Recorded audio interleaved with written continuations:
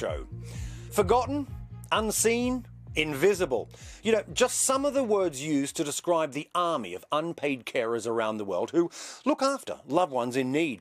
You know, in the United States alone, it's estimated that more than 50 million people, that's twice the population of Texas, they serve as unpaid caregivers.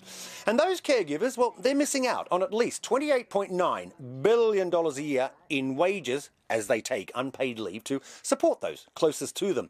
So what can businesses do to help? Well, in a moment, I'll discuss that with two people who have been doing their best to tackle that issue. But first, here's the tale of one carer, Zoe, who's been dealing with these problems firsthand. My mother has Alzheimer's and she's also in remission from breast cancer.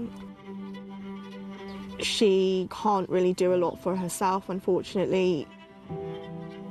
I don't feel like people always understand how emotionally exhausting it can be because, quite frankly, I'm looking at the end of life for my mum.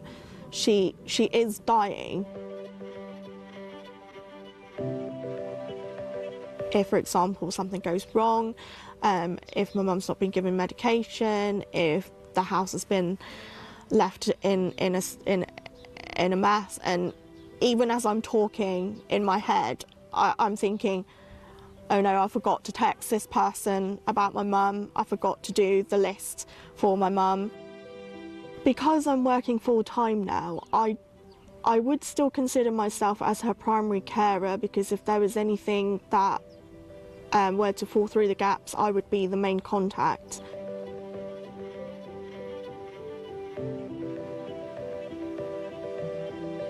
In terms of support at work, I would say that it's been a varied experience. I've had individual team leaders or supervisors that have been very, very understanding. However, I used to get about 3 hours of sleep a night. The consequence was that one time I did fall asleep at work in a meeting and I was pulled aside by my manager, and he told me quite bluntly that he didn't care about my personal circumstances, that I shouldn't be bringing them into work. There have been times that I've had to stop working because I just wasn't confident that I could find the balance between committing myself to a role at work and just being there for my mum.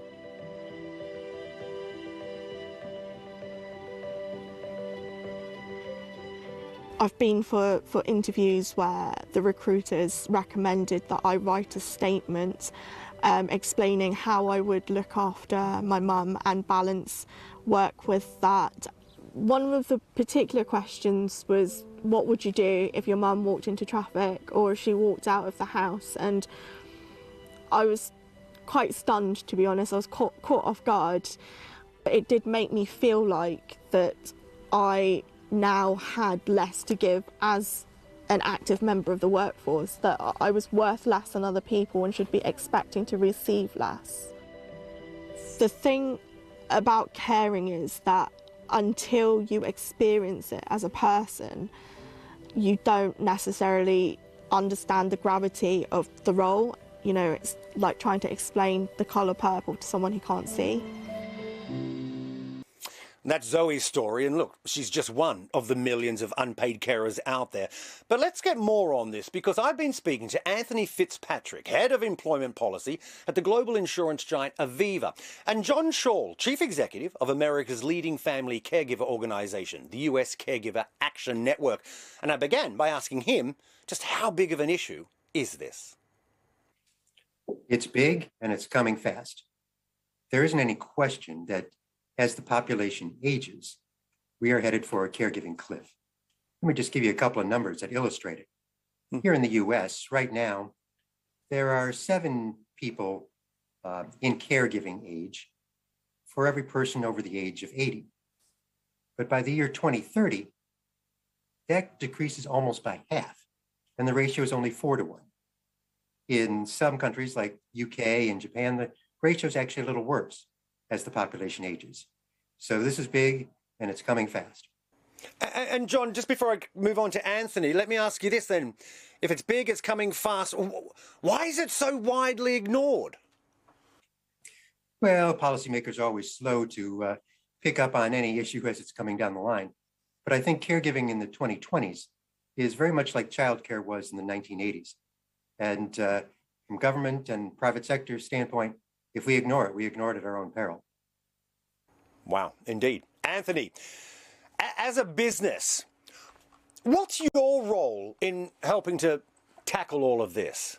It's a really important role for businesses, actually, because this is something that we just need to get right. As John was saying, this is an issue that isn't going away. It's an issue that is actually increasing. So it's fundamental for employers to really start to think now about what is the impact that they can have to help support colleagues and employees in the workplace, particularly those faced with growing caring responsibilities. Let me just stay with you, Anthony, because I'm wondering, is this an expensive policy for Aviva? Because, again, I'm wondering, what's in it for you guys other than, I don't know, just being nice? You are a business after all. If you can support the employee, then actually it helps them in terms of their own mental health, their own personal well-being, the impact it has on the individual that they're caring for. So if you can take away some of the stress, some of the anxiety, then colleagues do feel more supported. So they have better mental health, they have better well-being. And that's good for them, it's good for the person they're caring for, but actually it's good for the business, because when they're in work, if you can relieve some of those stress points, then they feel engaged, they feel motivated, and it encourages them to do a great job. And if they're doing a great job, the benefit of that is to the customer, and that helps grow the business as well. So for me, there's an absolute business sense, and there's how we're supporting the employee as well. And John, I mean, it's okay, right? It's okay for a big, successful business like Aviva, but really, can small businesses really afford to offer this sort of support? They certainly can. A lot of this is fairly low cost or almost no cost. Look, what carers and caregivers ultimately want is information, some resources to turn to, and someone to listen to them. And those really can be provided at fairly low cost. If you have supports in place that help caregivers reduce their own stress, make sure they're paying attention to their own health, make it easier for them to figure out how, when, and where to look for paid in-home care, you're reducing the stress. And Anthony, I'm just wondering, does it help to keep skill in the workforce? Absolutely. For Aviva, this is really part of our retention and recruitment strategy, because I think as an employee looking and questioning, am I going to stay in an organisation? One of the things I think they definitely will look at is, how am I supported by my current employer? Can I be myself? And actually, am I supported through that? And I think policies like this and other policies around time off and smart working really will help that. The other end of that spectrum, of course, is if you're an individual looking to be part of a new organisation. If you're asking yourself, do I see my values mirrored in how that organisation operates and how it treats its people? Then again, I think this is one of the fundamental points where people will say, yes, that's an organisation I want to be part of, and therefore I'm coming into that organisation with a starting point of I'm feeling more engaged, I'm feeling more motivated, and actually if I do that, I'm more likely to come in and do a far better job. John, if we look at the pandemic, I'm wondering, has the pandemic made this all a more pressing issue? It's a little bit of a good news, bad news situation. The good news in the pandemic has been more flexibility in work hours, certainly more workers working remotely. That's helped a little bit. But overall, what you really see is that caregiving responsibilities have increased tremendously during the pandemic. The number of hours that carers are devoting caring for their loved ones at home has increased by a great deal. And that's something that's probably now not going to go away. And Anthony, I'm curious, how have your staff reacted during the pandemic?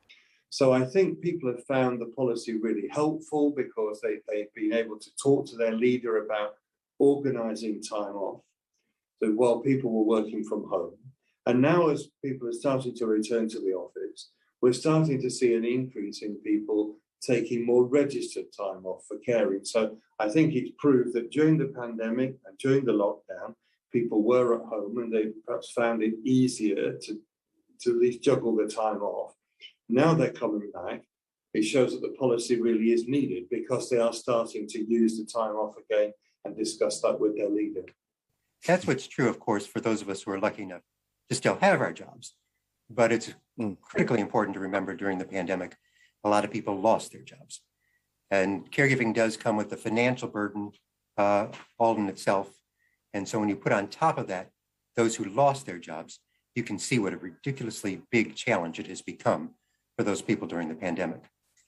For both of you, let's imagine we're 10 years into the future. Where do you think the business community and as a society more broadly, where will we be on this issue? John, you first. Well, I think we've either figured it out, which I hope we have, or we're going to go right over that caregiving cliff, whether we know it or not.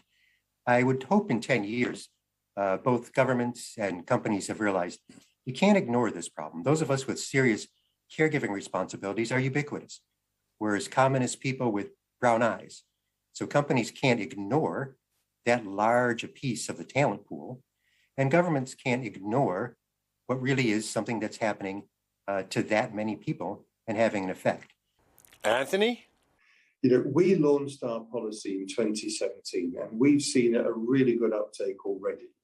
So I just think from what we've seen in Aviva, there's a real appetite and there's a real need for policies like this. But it's not just about employers, it's about having a much broader conversation, much deeper consultation and review.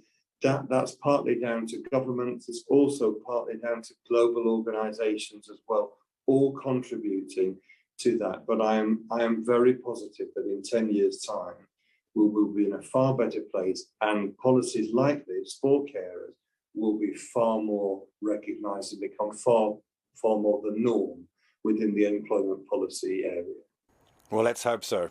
On that note, Anthony Fitzpatrick and John Shaw, how I've appreciated this discussion in what is a hugely important topic. Thank you very much for joining me, and I'd love to check in with you soon. Thank you. Thank you. Thank you.